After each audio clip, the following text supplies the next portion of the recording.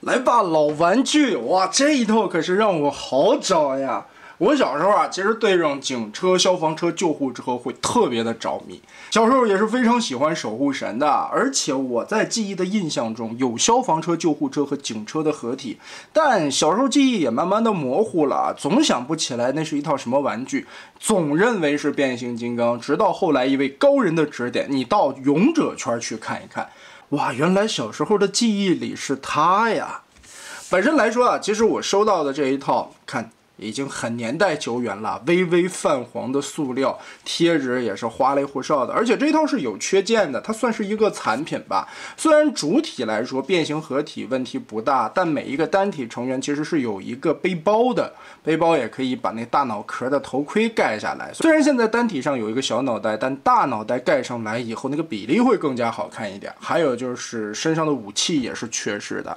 而这一套其实还有一个第4款的成员，也是勇者系列由来已久的那里第4个成员增高鞋，飞机变形的那个。但我觉得在我小时候啊，有这仨就行了，你小时候玩的就这仨，真不错啊。老玩具的用料相当的扎实，应该我没记错，这应该是90年代初期的一套玩具啊。那个时代的玩具保存至今，你看看这用料，虽然已经黄了，但它厚实。那个时候的玩具突出的就是这一个点啊。而且这一套我们可以从铭文上看得到，这个是台湾产的。其实相对来说啊，当时台湾产的这批玩具做工质量也不咋地呀，跟日产的还是差了一些档次的。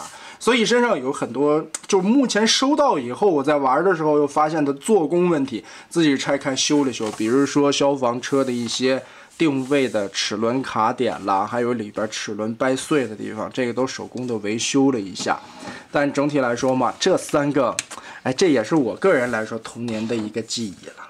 非常不错，这一套设计主要很好玩，它厉害就是厉害在，就这3辆车不需要任何的配件，单体变形合体就可以了，而且脑洞很大。我们来看一下吧。其实不同于变形金刚下，塔卡拉在勇者系列，我觉得还是很上心的，起码技术有进步。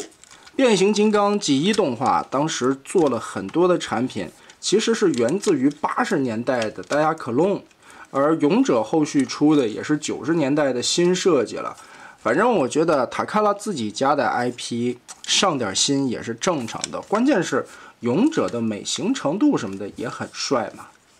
虽然也是简单的变形啊，但是明显的感觉到勇者系列在设计结构的时候脑洞会更大一些。脑袋的翻出就是一个很明显的例子啊，巨大的警徽旋转一半，这里再拧一半，腿分开。好了，这款警车就变形完了。这样看起来是不是头有点小？但其实带上背包有一个弹簧按钮，嘣一下扣一个大脑袋头盔上去，那比例就显得好看一些了。救护车的变形会更加简单，上下这里拆开扣子，这里都是齿轮关节，听听，很爽。脚尖翻出来，左右这里分开。肩关节里边是一个弹簧的钢轴，需要拉伸出来，缩到这儿。老玩具的用料真的扎实啊，相当的厚重的感觉。上边这2个盖子翻开，脑袋是侧面放在这儿的。好的，救护车变形完成。最后的消防车，这2个盖子翻转下来，往下旋转这一块会特别的紧，手臂180度翻过来，立正。后边这一大坨很重啊，这一块都是合金的零件，搞定。然后相当好玩的零配件合体模式，哇，太迷人了！消防车脑袋向一边转，打开这一片车窗的位置，翻开这2个板子。整体的这一块往后折，再盖上。后边的这一块带有合金的零件，往上翻，从中间这里无损的咬扣，看当年的设计多良心。180度展开，倒个个儿，后边这里无损的咬扣，锁上。救护车回归到车型的状态。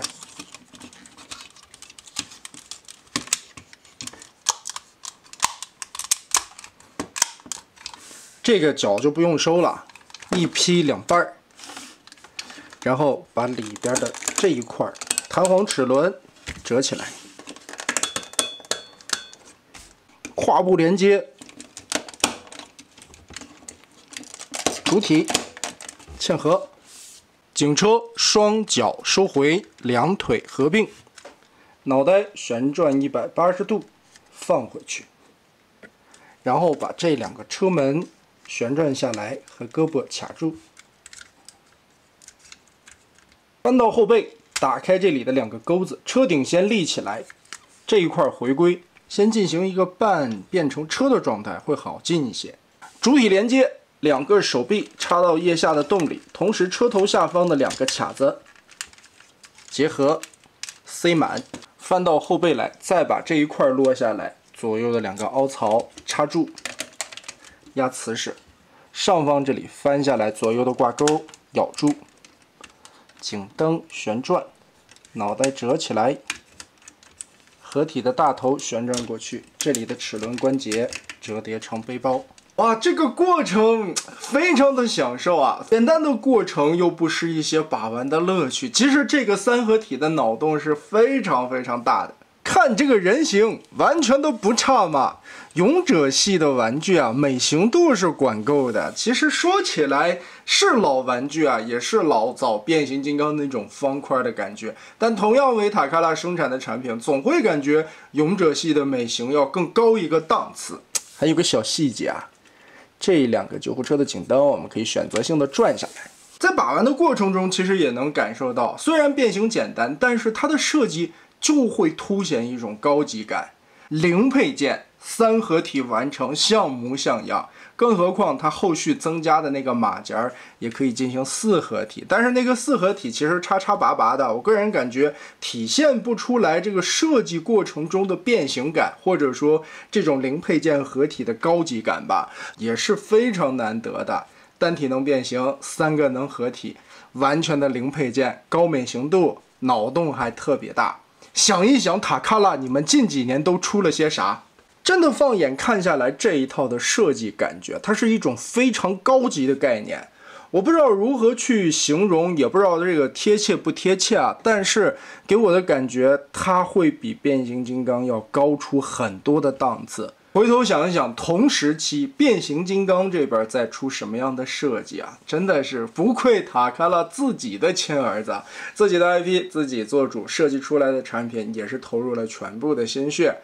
其实到了勇者末期的时候，已经和变形金刚共享了非常多的模具了，包括地带系列的一些产品和后续的一些盖瑞了、格兰达斯了，还有80后所有人童年的六面兽也在勇者里边有一定的戏份。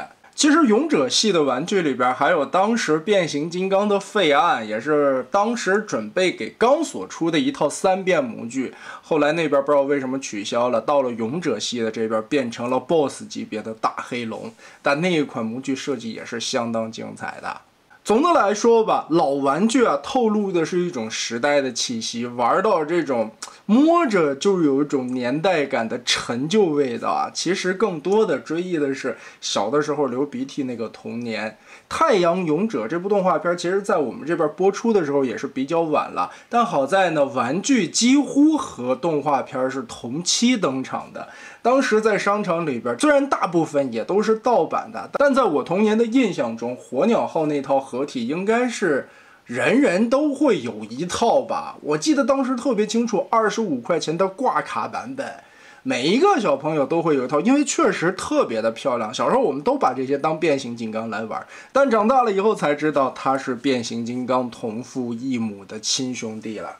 只是可惜，勇者系列非常多、非常棒、非常帅的题材，到了近些年也是渐渐的落寞了下去啊。虽然后续在万代的十丸部、超合惊魂以及其他的尖校社这些厂家还在陆续的推出一些相关的作品，但总的来说也并没有像孩之宝的规模这么的壮大，以及市面上有这么多的第三方厂商响应着变形金刚的这个 IP。所以勇者系列的玩家其实挺可怜的，除了一些新产品的话，他们只能去追忆这些老的玩具啊。虽然他们也只能在这些老玩具里边追寻这些乐趣，但翻回来说，老玩具的素质是杠杠的过硬。不论是做工、用料、造型，最关键的它的设计，我感觉都是各个方面吊打同时期的变形金刚的，相当的牛逼。那么得嘞，也算是完成了我童年的一个愿念。虽然这个东西的品相并不是太好啊，而且脏不拉几的，等回头有机会碰到好价的，我个人还是觉得应该收一套包装完好、崭新一点的来作为收藏吧。随缘吧。那咱这期就回忆到这儿吧。